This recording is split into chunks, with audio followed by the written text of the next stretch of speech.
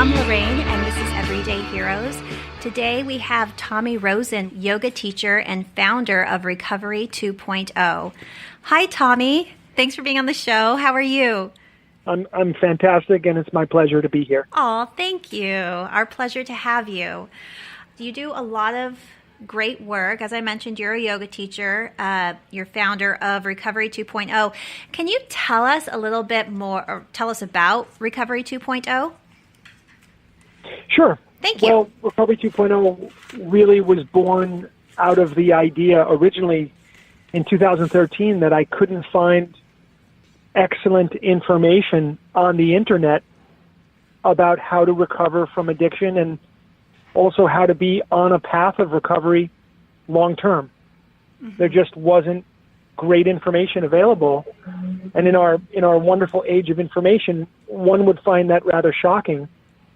But even today, even in these past 5 years, we're in the middle of the worst addiction epidemic in history, and it's still very difficult to find great information on the web about actually how to recover and how to be a person on a path of recovery who's thriving in their life. Absolutely. Do you have any kind of theory or do you know why you find that now we are in this epidemic? Is there any reason that you've seen or why it's happening currently? Sure. Well, that's a question we can spend the next hour on or next week on if you'd like. But I will take a shot at it and we'll see where it goes. Sure. Thank you. So the overarching question really is, where does addiction come from?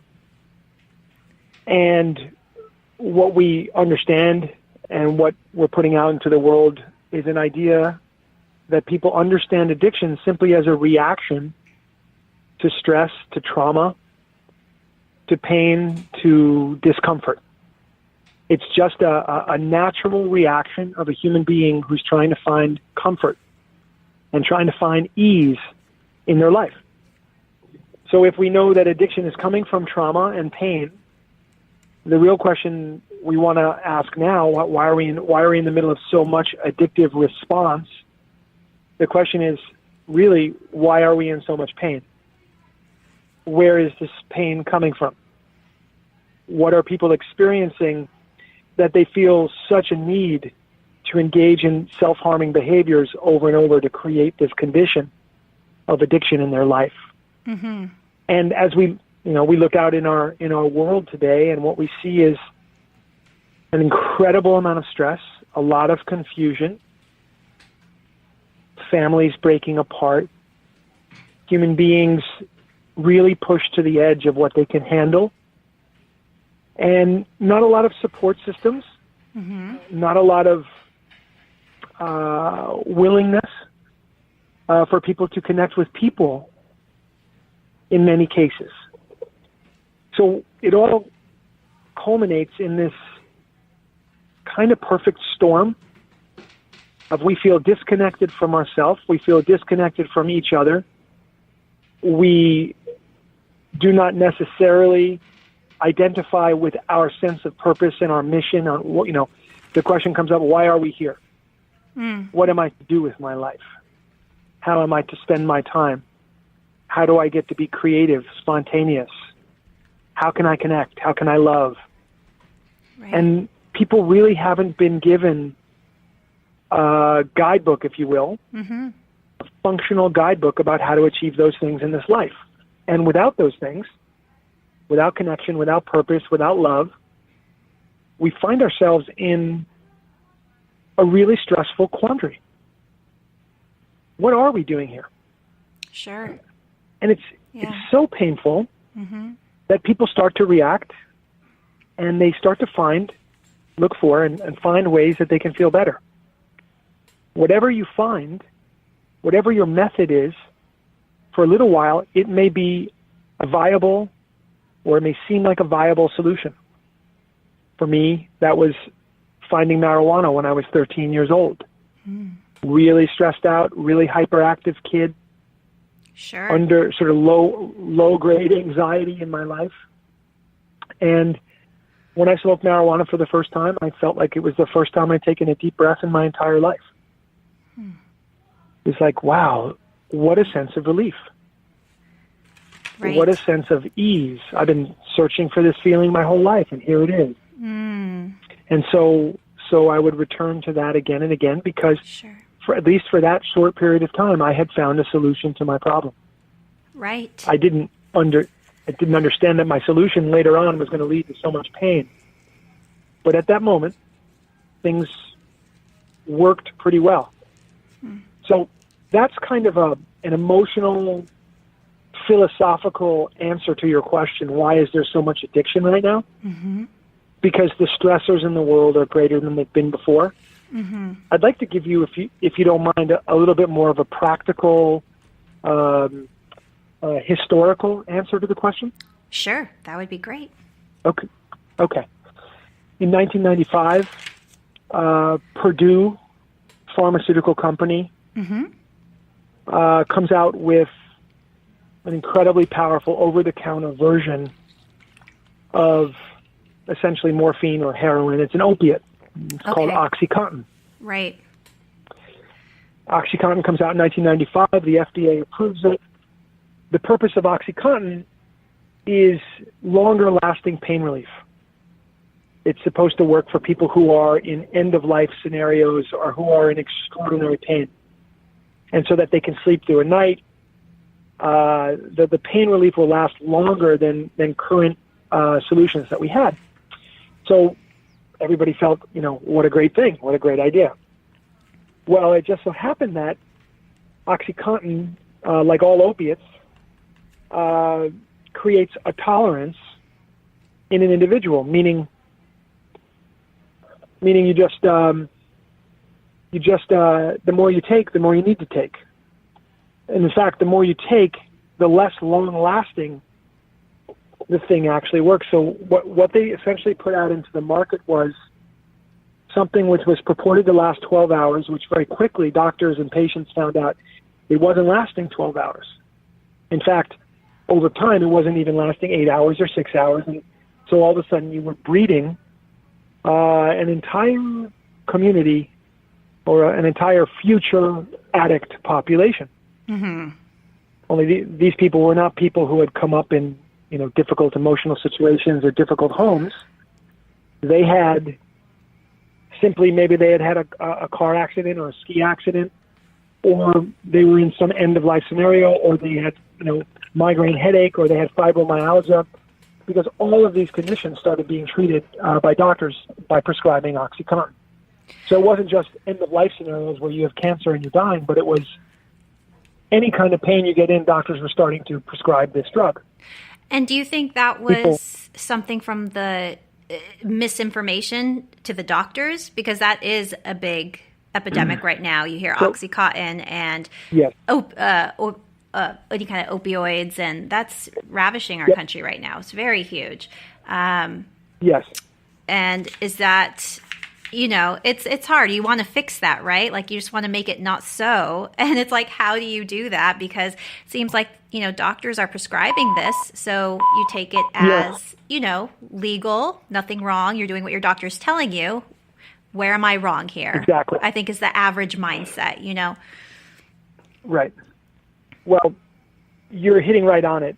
And I think, on one hand, you have very powerful forces involved in the selling of these drugs, marketing forces, but also financially, huge sums of money are being made. And huge sums of money are being made by doctors, are also being made by pharmaceutical companies, also being made by reps from the pharmaceutical companies, also by marketing agencies who are marketing the drug. So you have this perfect storm of very, very, very powerful energies, if you will, coming together to sell a drug which is purported to do a certain thing, and when it doesn't end up doing that certain thing, one starts asking oneself, where is the information about the fact that this isn't working? Right, exactly. Where would that come from? That would come from patients to doctors. doctors up to the pharmaceutical reps, the pharmaceutical reps back up to the folks at the pharmaceutical companies. Hey, we've got some feedback for you. Right. This isn't working out, and not only is it not working out, but we've got people who are now. Oh, of course, we didn't know right away. It took some years before we understood that hundreds of thousands of people were going to die from this. Hundreds right. of thousands. Now, that's just opioids. That's just the OxyContin thing. But I think it does hit on a bigger issue and a bigger problem, which is a human being in our society today is under the influence, if you will, of very powerful marketing and advertising forces, and it makes it very difficult to know what's good or not good for you. Absolutely agree. It's very powerful. Where are you going to get your information from? Right. All these things come up. It is. And if we're not, it's easy to get caught up into a marketing campaign. Things are so heavily pitched at you, and it takes real effort to really think about it and think about, what am I being sold here? Why are they selling me this? And, the common average person doesn't always think that thoroughly about a commercial or an ad or a billboard or a radio commercial, anything that's being thrown at you. I think it's just, too much. And unfortunately, we are in this epidemic. And so here we are. And if we can just now kind of fast forward to what happens, right, when we go to Recovery 2.0. I'm very curious. I was looking at your website, and I really like your approach. It's so unique, and I like the one day at a time. This is I haven't seen that. I've practiced yoga for many years, and I like that. That's what you instill as part of your practice, because that makes it, to me, seem so what's the word?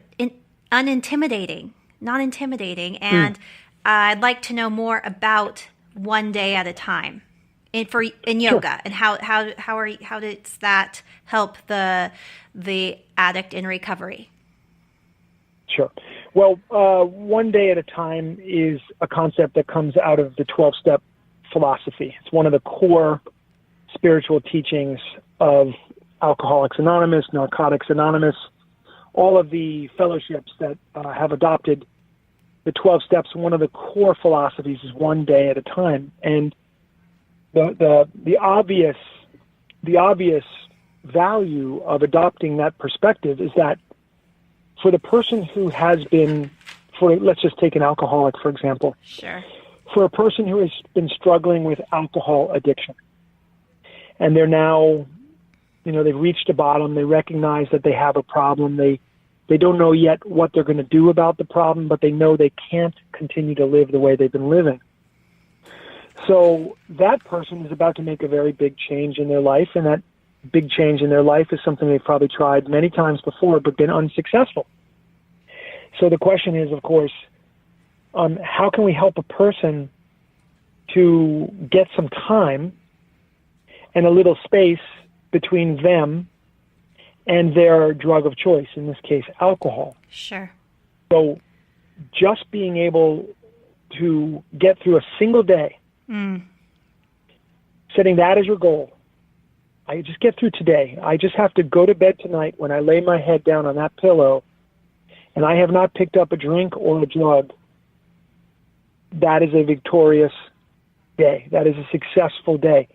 And it helps the newcomer to begin to get some time and some momentum behind this effort. It's taking life in a manageable chunk when it comes to getting through cravings, or it comes to getting through whatever the challenges are that would be difficult for you to get through a day. So that's the obvious and the most surface interpretation for me of one day at a time, but it goes so much further than just deeper. That. So how does spiritual? How does yoga and meditation help the recovery, the person in recovery? How does that actually